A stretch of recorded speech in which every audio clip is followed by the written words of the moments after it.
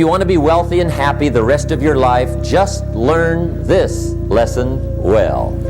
Learn to work harder on yourself than you do on your job. I have found in my experience that income does not far exceed personal development. Now, sometimes income takes a lucky jump, but sure enough, unless you grow out where it is, it'll usually come back where you are. Life has strange ways. If somebody hands you $1 million, best you become a millionaire quickly, so you get to keep the money. Otherwise, sure enough, it'll disappear. Somebody once said, if you took all the money in the world, divided it up equally among everybody, it would soon all be back in the same pockets. Success is something you attract, not something you pursue. So instead of going after it, you work on yourself. Personal development. Because true happiness is not contained in what you get. Happiness is contained in what you become. Now, if you're excited, you wish to be successful, study success.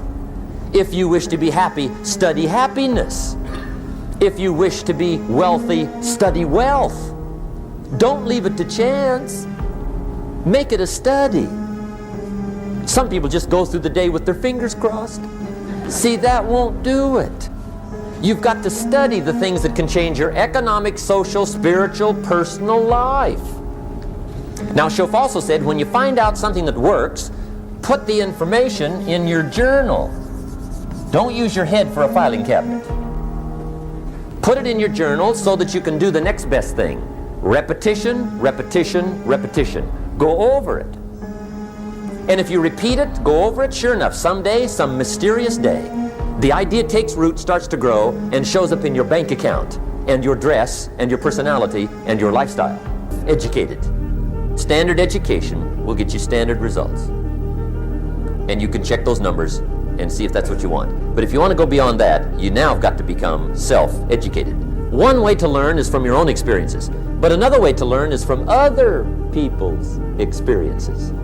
See, one book might save you 5 years if you read it. Did you know there's books on how to be stronger, more decisive, be a speaker, be a leader, have a better effect on other people, develop your personality? Did you know there's books on that? Did you know that hundreds of successful people have written their stories in books and they wrote down how they did it, and people don't read it? How would you explain that? Now, you don't have to read half the night, but put this in your notes, 30 minutes a day. Good reader. Now, that's my opinion. Listen to the other lecturers and listen to me and make up your own mind. Don't be a follower, be a student. Here's the second way to find out how to change your life. And that's to listen. Get around successful people and listen. Now, you can also learn from unsuccessful people. Take notes on both, negative and positive. Find out what poor people read and don't read it. Right? That's good information. Learn from the negative. But now you can also learn from the positive. Get around successful people. Listen to what they say. Listen to how they say it. It's important. Now, here's some of the best advice I've got for the whole evening. Poor people ought to take rich people out to dinner and listen. That's some of the best I got. But you're right. Poor people don't usually take rich people out to dinner. The guy said he's rich, let him buy his own dinner. I'm not coming up with any money. You're lucky to get your own supper, let alone running around trying to find a rich man to feed. And the guy's behind. If a guy's not doing well, one of the first things he ought to do is find a guy that is doing well and offer to buy him his dinner. Spend $50, $60, $80, $100. Go for the full 9 course. If you get a successful person to eat and talk for 2 hours, they're liable to drop ideas in your lap, change your life. Multiply your income by 2, by 3, by 5. But you're right. Poor people don't usually take rich people out to dinner.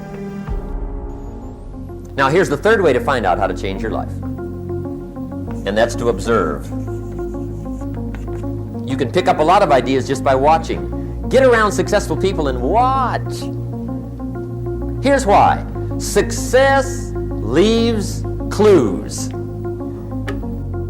Watch how the man shakes hands. Watch how the lady responds. People who do well do certain things over and over and over and over. And if you're clever, you can pick them up. don't miss anything. Wherever you are, be there. Excellent. Now, we've lingered a little bit long on number 1 here for personal development. Find out how things work, but it's so very important finding out. And I've given you 3 ways to find out. Now, here's the second step to personal development.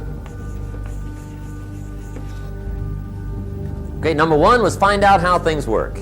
Here's number 2, go to work. If there's one thing that's exciting, on any given day you can massively change the direction of your life. Now here's what else it takes for life change. Self-motivation. Key phrase, self-motivation. I don't know why we call it self-motivation. It's really the only kind there is. You got to let your learning lead to knowledge. You'll become a fool. Let your learning lead to very poor. Now here's the third step to personal development, and we'll wrap up personal development. Step number 3, it's just a little caution, and all through life we need little cautions. This one simply says, don't try to beat the system. Find out how it works, work it, but don't try to beat it. Some people learn just enough to start slicing it, shading it, thinning it, cutting corners, and looking for cheap answers. See, don't fall for that. You'll wind up with a cheap life. Find out how it works best and do it that way. Even though it seems to take a little longer, do it right. Don't compromise with right.